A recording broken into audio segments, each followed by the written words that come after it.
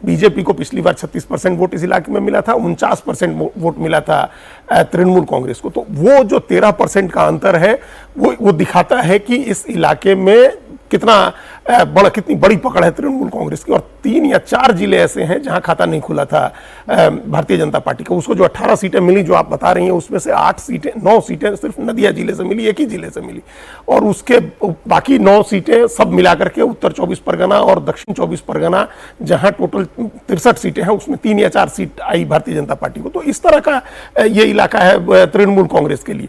इस ममता बनर्जी को पता है, जो फर्स्ट फेज से एक नैरेटिव बना कि भारतीय जनता पार्टी बहुत आगे जा रही है, 95 सीट या 100 सीट भारतीय जनता पार्टी जीत रही है, उसकी वजह से हमको लगता है कि थोड़ा भय, थोड़ी चिंता ममता बनर्जी और उनकी पार्टी में हुई है कि अगर वहां कुछ नुकसान हुआ, उत्तर बंगाल के इलाके में कुछ बीजेपी ने डैमेज किया है और कुछ मुर्शिदाबाद मालदा के इलाके में कांग्रेस ने डैमेज किया है, तो उसकी भरपाई यहां कर सकते हैं। वो जरा बता दें, साउथ 24 परगना के भांगड़ में बवाल की खबरें सामने आ रही हैं। टीएमसी और आईएसएफ के कार्यकर्ता आपस में भिड़ गए हैं।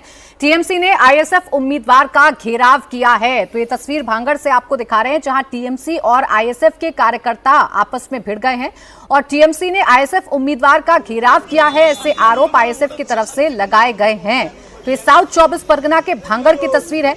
अभी थोड़ी देर पहले अलग अलग जिलों की तस्वीर हम आपको दिखा रहे थे, अलग अलग बूथ की तस्वीर हम आपको दिखा रहे थे, और अलग अलग जगहों पर ऐसी हिंसा की तस्वीरें देखने को मिल रही हैं, ऐसी बवाल की तस्वीरें देखने को मिल रही हैं, जहां 2 पार्टी के समर्थक या 2 पार्टी के कार्यकर्ता आमने सामने आ रहे हैं। खासकर जब उम्मीदवार बूथ पर निकलते हैं, उम्मीदवार निकलते हैं निरीक्षण करने के लिए, उस दौरान ऐसा हंगामा देखने को मिलता है। इस बीच एक और बड़ी खबर आपको बता देते हैं। बड़ी खबर यह है कि फालता में पुलिस ने लाठी चार्ज किया है। बूथ नंबर 186 पर पुलिस ने लाठी चार्ज किया है। तो ये वो सीट है जो चर्चा में बनी रही जहांगीर खान की वजह से, ये वो सीट है जो चर्चा में बनी रही डायमंड हार्बर में चुकी आती है और अभिषेक बैनर्जी का यहां पर दबदबा रहता है। और इसी सीट के एक बूथ की तस्वीर अमित मालवीय ने पोस्ट की, जिसमें ईवीएम में बीजेपी के सिंबल के सामने पट्टी लगा दी गई और ये बताया गया बीजेपी ने कि चुनाव को प्रभावित करने की कोशिश की जा रही है, चुनाव में कहीं ना कहीं बीजेपी के वोटर्स को रोकने की कोशिश की जा रही है। और जब हालात बिगड़ते हैं, जब हालात आउट ऑफ कंट्रोल होते हैं, तो सुरक्षा बलों को भी फिर बल का प्रयोग करना पड़ता है। सीआरपीएफ की जो तैनाती है, उनकी तरफ से लाठी चार्ज किया गया है और ये बूथ नंबर 186 पर हुआ है, जहां पुलिस ने लाठी चार्ज किया है। तो पश्चिम बंगाल के अलग अलग जगहों से तस्वीरें आ रही हैं। सबसे ज्यादा फालता पर नजर बनी हुई है, क्योंकि इसी जगह पर एक तस्वीर अमित मालवीय ने ट्वीट की, तो यहां पर लाठी चार्ज की भी खबरें सामने आ रही हैं। डायमंड हार्बर की अगर बात कर ली जाए राजकुमार जी, तो डायमंड हार्बर अभिषेक बैनर्जी के लिए कितना महत्वपूर्ण है और यहां पर इस तरीके की हलचल होना या पट्टी लगा देना, ये बता रहा है कि कोशिश की है टीएमसी ने अपने ही मॉडल पर चुनाव कराने की। देखिए, वो तो होता ही है। लेफ्ट फ्रंट जब तक सत्ता में था, वो अपने मैकेनिज्म से चुनाव लड़ता था और कमोबेश वही मैकेनिज्म पावर के साथ साथ ममता बनर्जी ने एडॉप्ट किया है। तो इलेक्शन लड़ने का, जीतने का और उसके बाद सरकार चलाने का जो मैकेनिज्म है, वो अपनी जगह है। और अभिषेक बनर्जी, क्योंकि ममता बनर्जी के भतीजे तो हैं ही, उनके राजनीतिक उत्तराधिकारी के तौर पर भी देखे जाते हैं।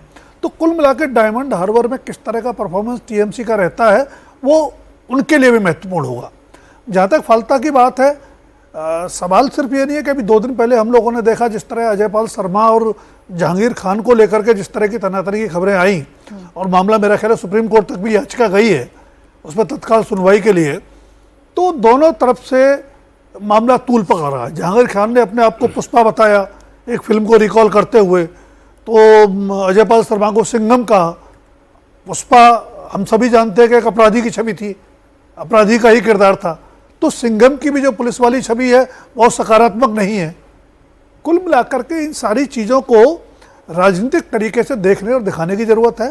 इलेक्शन कमीशन ने लॉ एंड ऑर्डर के फ्रंट पर अच्छा काम किया है और उसमें मदद सबको करनी चाहिए। एसआईआर के चलते कटुता बढ़ी है, आरोप प्रत्यारोप बढ़े हैं, टीएमसी को लगता है कि एसआईआर उसके खिलाफ साजिश थी, वो एक अलग बहस का विषय है और उस पर सुनवाई सुप्रीम कोर्ट पे चल रही है। हालांकि चुनाव हो जाने के बाद उसका कोई ज़्यादा मतलब रह नहीं जाएगा। अभी भी आप देखे हैं जो ट्रिब्यूनल ने जिस तरह के फैसले लिए हैं, फर्स्ट फेज में कुछ 100 मतदाताओं को क्लियर किया गया, अभी भी 1400 के आसपास मतदाता क्लियर किए गए हैं। तो अगर लाखों मतदाता वोट ही नहीं डाल पाएंगे तो एक बहुत बड़ा सवाल है, उस पर सब लोगों को बहस करनी चाहिए, खाली राजनीतिक दलों को नहीं, बल्कि जो कानून के जानकार हैं, जो लोकतंत्र को लेकर चिंतित हैं, उनको ही बहस करनी चाहिए कि ऐसा कैसा चुनाव है इसमें करीब 25 लाख या 26 लाख लोग वोट ही नहीं कर पाएंगे। नहीं, उस पर बहस तो हुई और टीएमसी ने आखिरी वक्त तक इसे मुद्दा बनाकर रखा। टीएमसी ने आखिरी वक्त तक ये बताया कि वोटर्स के साथ खिलवाड़ किया गया है, एसआईआर के बहाने हमारे वोटर्स को काट दिया गया है और एसआईआर का डर ही था। जो बाहरी राज्यों से पश्चिम बंगाल के वोटर्स पहुंचे, बड़ी संख्या में पहुंचे और उन्होंने वोट किया है। अब ये वोट किसके पक्ष में गया है तो 4 मई को ही पता चलेगा, जब ईवीएम में कैद जो किस्मत है उम्मीदवारों की वो खुलना शुरू होगी। लेकिन फिलहाल अगर नैरेटिव की बात करें तो नैरेटिव बनाने में क्या देवेंद्र बीजेपी आपको ग्राउंड पर कामयाब दिखी? वो वोटर्स जो डरते हैं, जो कैमरे के सामने नहीं बोलते हैं, क्या उन वोटर्स में कोई असर देखने को मिला बीजेपी के नैरेटिव का? इस बार के इलेक्शन को बीजेपी ने अपने 2021 के रेफरेंस पॉइंट से प्राची स्टार्ट किया था और उसमें ध्यान ही ये रखा गया कि 2021 में कौन कौन सी गलतियां बीजेपी की तरफ से हुई थी जिसका ममता बनर्जी ने फ़ायदा उठाया या फिर बीजेपी के लिए जो काम नहीं किया। और उस रेफरेंस पॉइंट को आधार बना के फिर ये तय किया गया कि पहली चीज़ कि ममता बनर्जी का सबसे बड़ा यूएसपी होता है कि सीधे इलेक्शन को बंगाली वर्सेस बाहरी कर देती है, तो उसको काउंटर करना है।